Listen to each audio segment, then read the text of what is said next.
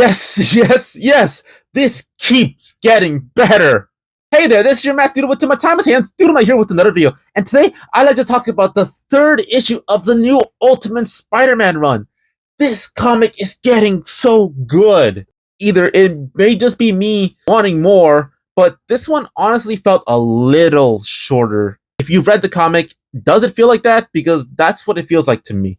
And for those of you who have not read the comic, please go read it. And if you don't care about spoilers, let's come and join me with my thoughts on the comic itself. I was so right. What was I right about? About the fact on what the suit was gonna do.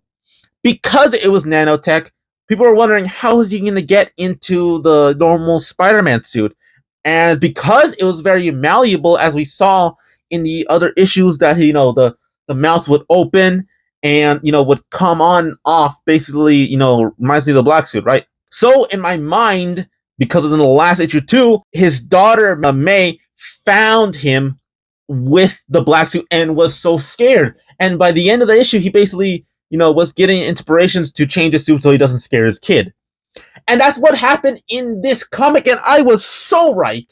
And I love how they did it too, because his daughter basically explained what she liked him to wear. Like, he would change his suits to certain designs that would be very similar to a lot of Spider-Man fans that were slightly tweaked, which is interesting. It felt like they were trying to make their own copyright-free versions of the Spider-Man suit, which is hilarious because they're doing a Spider-Man comic. Like, they showed a black suit Spider-Man looking design, with the big spider, but also with like the Sam Raimi webs on the black suit, which that looks so good. They even did one with the Ben Riley design, except with alternate color schemes. Like, the actual underneath of the sweater is more of a grayish type look, and the sweater is red and the symbol is white, which that actually looks so clean.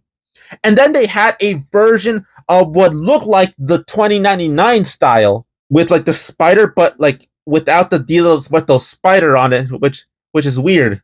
And then they had a certain suit that, to me specifically, looked like the Superior Spider-Man suit. They had the black eyes with the lenses in there and the big spider, but it was blue and it wasn't completely black to the bottom, right? So I was thinking it was more alluding to the original Alex Ross design, but even then, that was still different. And then when we finally got to the regular Spider-Man suit, that was so good looking. And it makes sense for this world because Peter is already an adult. I don't think he would have that childhood wonder of a type of suit to wear, to be colorful, because the original purpose of the original Spider-Man suit was for showbiz, was to look good in front of a camera.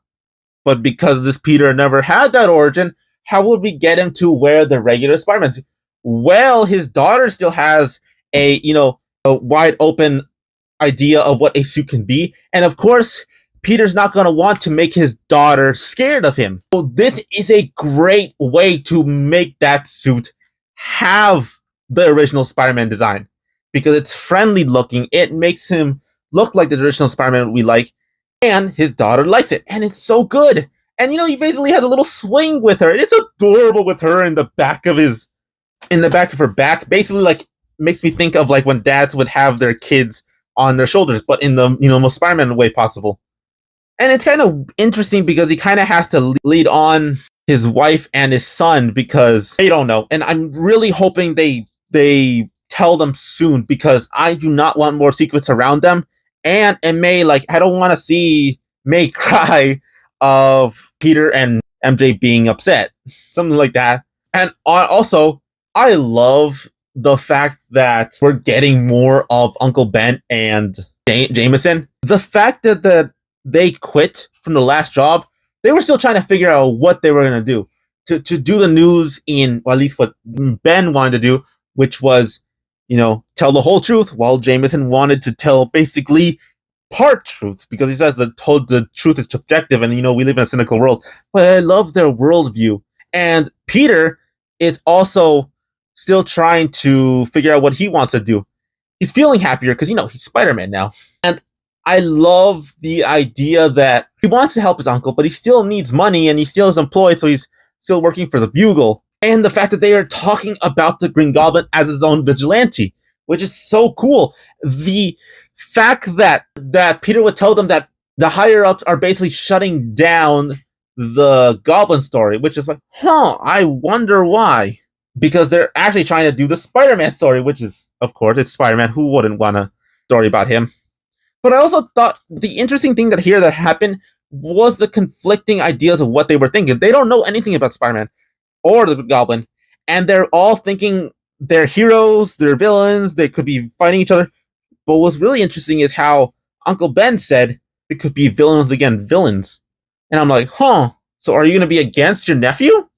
That's an interesting idea because we're so used to seeing Uncle Ben being the positive epicenter of Peter's, heroism in this time. So seeing Uncle Ben actually be the against Spider-Man, that would actually be really cool. And I gotta say, when we saw Spider-Man just try to have a patrol, like his first real patrol, he tried it a couple times at night, and it, kind of worked. It showed him how boring it is in reality of what a patrol would look like. Like him just trying to not know what to do. He even got donuts and said, "Oh, I figured out why cops have donuts and stakeouts." Also, apparently he already knows how to do the web sack, apparently.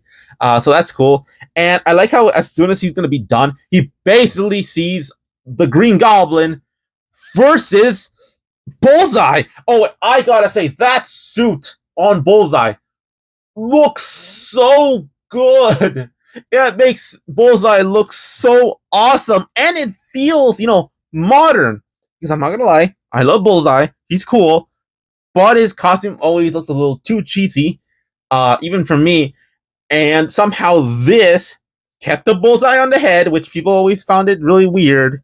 But it made his suit still sleek. Yes, it still had the black with the white accents, but it still did it really well. And seeing him fight against Green Goblin, it's an interesting idea. Also, something I noticed that I didn't originally notice beforehand was he had this thing here that looked like an arc reactor thing, which I originally said it was fine because he didn't have it, but when I actually looked back at the actual comics, he actually did. I just didn't notice it because it was never on. But the fight between Bullseye and Green Goblin was really cool. The only weird thing, it's not about the fight itself, it's the actual pumpkin bombs that Green Goblin had. It was weird because they look so generic. It just looked like regular bombs without the color scheme. It just had the Goblin symbol that, we're used to, which is, okay. Wasn't as cool. It kind of throws off the design for me. Feels too plain. But Peter basically helping the Green Goblin was so cool. And it's actually because, he finally can stop the villain. But it's funny also because he doesn't necessarily know what to do with that. I basically asked Goblin, wait, what am I supposed to do now? This is my first time actually catching a bad guy, because, there was Shocker. That didn't do well. So he basically asked him, but this is where it actually really surprised me with the fact that Green Goblin hacked the nanotech suit that Peter was wearing and basically removes the mask off him, which gives me some ideas. Give me a second. But removes the masks off him and basically reveals that it's Peter Parker. And it's interesting because, one, how does the Green Goblin have the tech to be able to hack the suit? I mean, then again, it was against Iron Man, and I've noticed more Iron Man parallels to the Green Goblin suit in this one. So maybe he either took the technology or nothing, but we reveal that this version of the Green Goblin is Harry Osborn, which I don't think a lot of people were really, questioning. I know it's supposed to be a little different, but Harry is the only Osborn in this comic so far, so I just assumed he was going to be the Green Goblin, and I was right. And the fact that he just revealed it so casually, he's like, "Hi, I'm Peter, who are you? I'm Peter Parker. Hi, I'm Harry Osborn. Nice to meet you." Because, they never actually met before.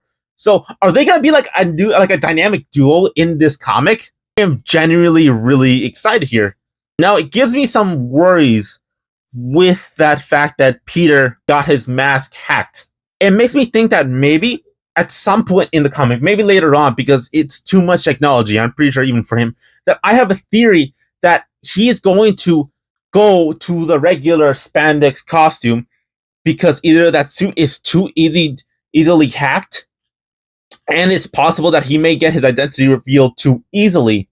And I'm thinking that, he's going to switch back or switch to a fabric suit to keep himself more safe. Because a lot of things that people don't notice is that Peter in the comics tends to stick his mask to his face because he can stick every part of his body.